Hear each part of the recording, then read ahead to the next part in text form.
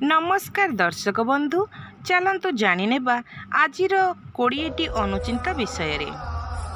Number 1, Kartik मासरे संध्या समय रे राशि तले मास सारा जदि ठाकुर घरे दीपटीए जालती ताहेले अतुल लक्ष्मी प्राप्त होइथाए। नंबर 2, स्वामी एवं स्त्री एकत्र भोजन करिबा समय रे स्वामीर बाम पटरे स्त्री बसी भोजन करिवे एवं शयन कला बेले स्वामीर बाम पटरे स्त्री शोइबे। कारण शिव शंकर होइतिले अर्धनारीश्वर, तेणु शिव शंकरंकर बाम अग हेउचंती माँ पार्वती, तेणु स्वामींकर बाम पटे स्त्री सबुबेले रहिबा उचित। एहा द्वारा स्वामींकर आयुष बढ़ी थाए। नंबर 3, आपणकर मनी पर्स रे किंबा डायरी रे छोट हेउ किंबा बड़ हेउ खंडिए मयूर पुछ रखंतु। एहा द्वारा निश्चित भल फल मिली थाए एवं मयूर पुछ ठाकुर घरे निहाती रखिबा आवश्यक। एहा द्वारा अनेक शुभ फल मिली थाए। नंबर 4, अष्टमी तिथि रे नड़िया काहाकू खाइबाकू दियंतु नाही एवं छुआ मानकू मध्य खाइबाकू दियंतु नाही। अष्टमी तिथि रे नड़िया खाइले मूर्ख हुअंती एवं तृतीया तिथि रे जदि पोटल खाआंती तेबे मूर्ख हुअंती, तासह रोगग्रस्त हुअंती। नंबर 5, आपण माने सबुबेले मने रखिथिबे सूर्य उदय परे ही तुलसी पत्र तोड़ंतु, नचेत बहुत क्षति होइथाए एवं क्षीर रे तुलसी पत्र पकांतु नाही।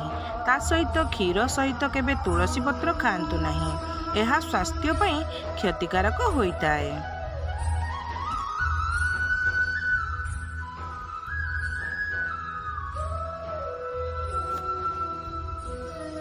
नंबर 6, सुना जदि आपण घरे रखुचंती ताहेले लाल किंबा हलदिया कपड़ा रे गोड़ाई रखिले अत्यंत शुभ, ता सहित शुभ फल मध्य मिली थाए।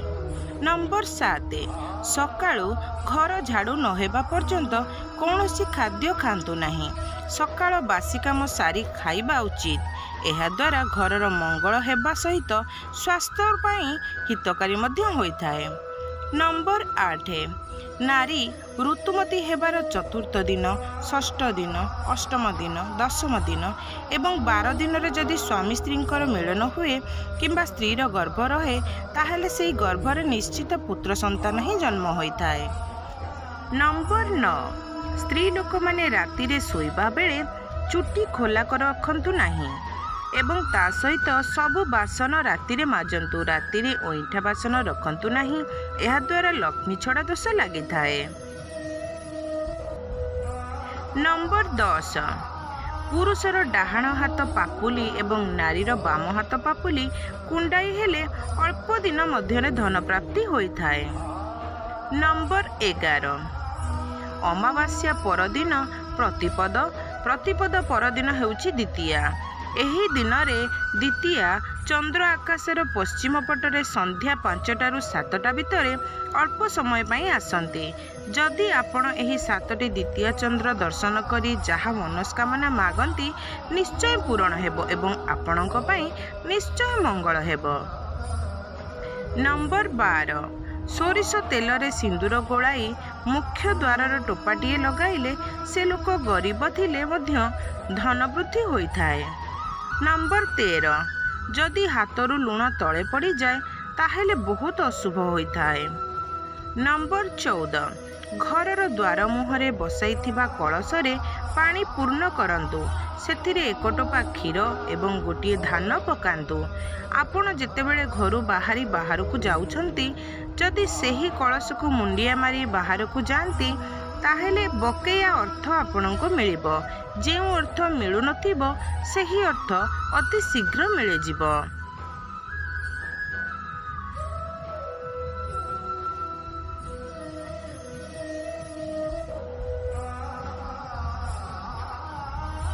नंबर 15, प्रति सोमवार दिन पिंपुड़ी गातरे अटा, चीनी एवं अरुआ चाउल देले शुभ फल मिली थाए। ता सहित केतोटी सोमवार एपरी करिबा द्वारा मनस्कामना मध्य पूर्ण होइथाए। नंबर 16, ପ୍ରତିଦିନ ସକାଳୁ ଉଠିବା ପରେ ବିଛଣାକୁ ଅସଜଡ଼ା ରଖନ୍ତୁ ନାହିଁ। ଅସଜଡ଼ା ରଖିବା ଦ୍ୱାରା ଘର ଉପରେ ଶନି ରାହୁଙ୍କର ଅଶୁଭ ଦୃଷ୍ଟି ପଡ଼ିଥାଏ। ନମ୍ବର 17, କିନ୍ନରମାନଙ୍କୁ କେବେ ଥଟ୍ଟା ପରିହାସ କରନ୍ତୁ ନାହିଁ। ଆପଣଙ୍କ ଘରେ ଯଦି କୌଣସି ମେଳା ମହୋତ୍ସବରେ କିନ୍ନରମାନେ ପହଞ୍ଚି ଯାଆନ୍ତି ତାହେଲେ ଶୁଭ ଦୁଇଗୁଣା ହୋଇଥାଏ। ଯେକୌଣସି ବୁଧବାର ଦିନ ଯଦି କିନ୍ନରମାନଙ୍କୁ କିଛି ଦାନ ଦିଆଯାଏ ତାହେଲେ 4 ଗୁଣା ଅଧିକ ଶୁଭଫଳ ମିଳିଥାଏ ଏବଂ ଧନହାନି କେବେ ବି ହୁଏ ନାହିଁ।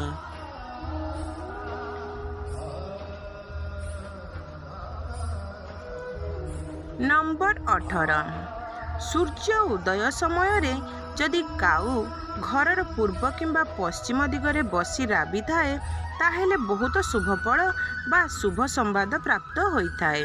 କିନ୍ତୁ ଉତ୍ତର କିମ୍ବା ଦକ୍ଷିଣ ଦିଗରେ ସୂର୍ଯ୍ୟ ଉଦୟ ସମୟରେ ଯଦି କାଉ ରାବେ ସେଦିନ କିଛି କ୍ଷତି ହେବ କିମ୍ବା ଅଶୁଭ ସମ୍ବାଦ ମିଳିଥାଏ।